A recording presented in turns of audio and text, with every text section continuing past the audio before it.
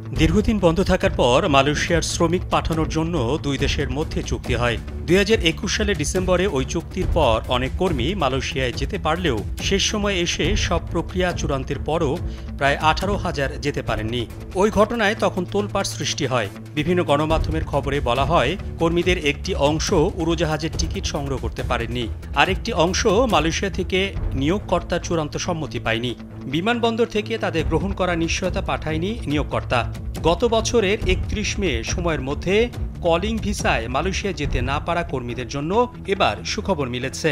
তাদের জন্য Bangladesh overseas employment and services লিমিটেডের মাধ্যমে দেশটিতে কর্মসংস্থানের অনুমোদন মিলেছে।